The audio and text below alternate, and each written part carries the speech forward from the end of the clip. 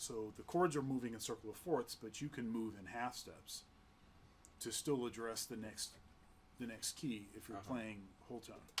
So I could go half step down or half step up. I could also go minor thirds down, and it would still have the same effect, right? So anything related to, remember, there's only two keys for whole tone.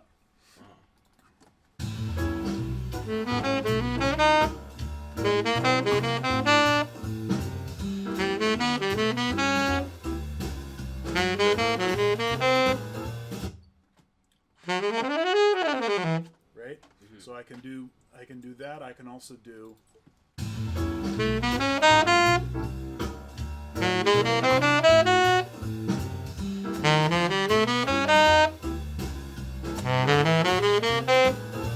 right? That was down in minor thirds.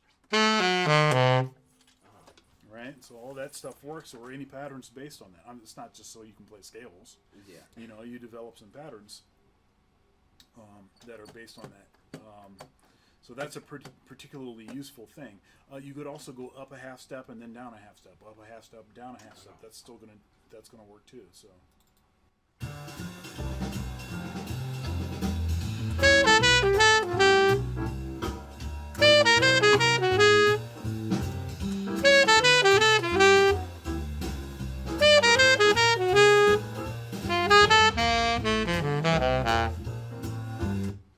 Yeah, so all that kind of stuff works. Same thing works with diminished, right? So if I'm playing B inverted diminished, let's see here. Let me figure the math out real quick. Yeah, so if I go down in half steps, that'll line up. So.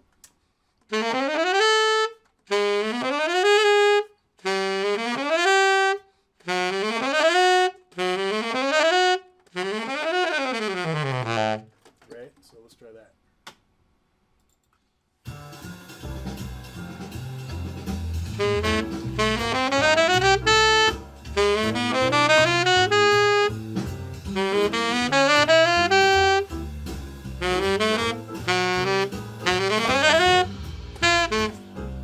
Right? Yeah. And then consequently any pattern that's based on that. So if I played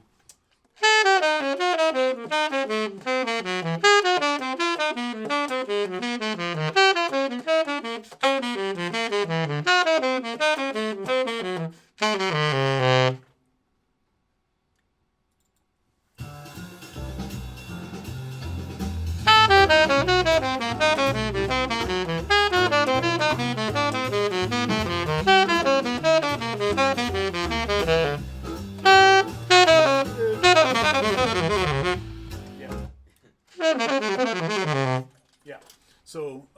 So that stuff would work, and I can do the same thing. Let's see here.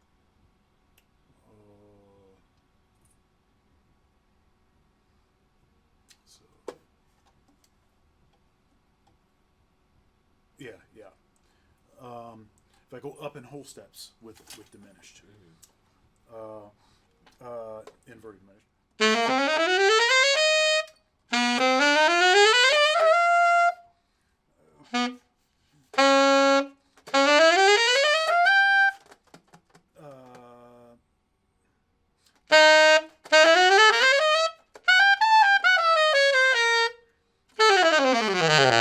Right, so I'll play.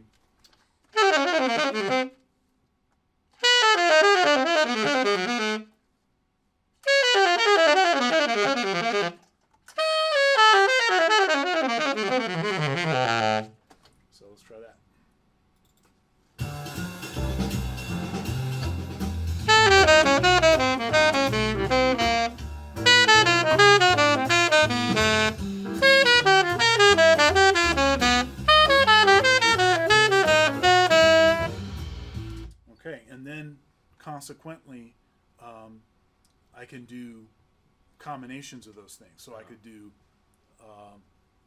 up a minor third. Up a whole step and then down a half step. Oh.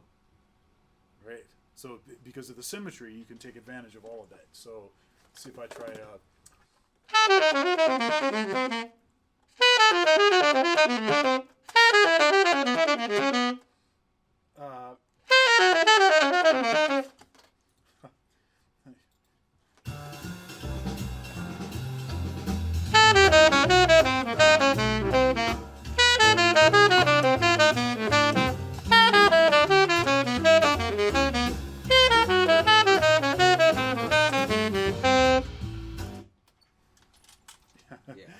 It's pretty. Yeah, you can go pretty hog wild with that stuff, and it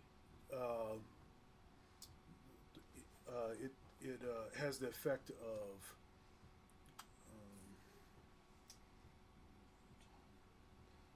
you're not really, it disguises what you're doing. You're not trying to hide what you're doing from anybody, but trying to make what it is that you play less obvious is a good thing.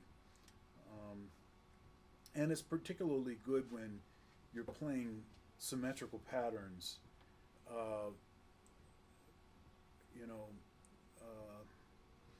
Symmetrical patterns are very useful, but they're more easily identified as patterns.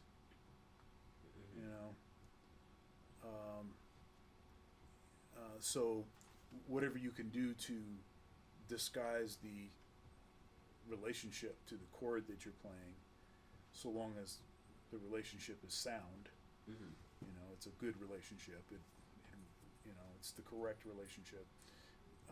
Whatever you can do to disguise what that relationship is going to make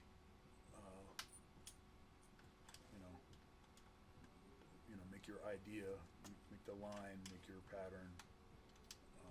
It's going to make it more effective, right? Because people want to, they don't want to be surprised all the time, per se, but they don't want to know what everything is going on either, all the time. So, you go to the movies and you know that a movie is a certain genre, and you know that in that genre, certain events have a tendency of taking place.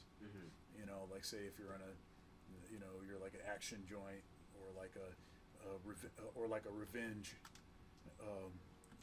kind of movie, like a John Wick movie or something. I mean, a lot of people are going to get shot in that movie. Yeah. That's what that movie is. Yeah. But if they just lined people up and started shooting people at the beginning of the movie, that would not be particularly entertaining. Yeah. Right? So you have to find all kinds of different ways to get to, to those scenarios. You can't just, just give it to you. You got to find a way to disguise it. So that stuff is good. Another way to disguise these kind of patterns, and I think I talked to you about this, is by adding an approach note or chromatic passing tone between the things. So if I'm playing, everybody knows. Everybody knows that, but if I approached it from,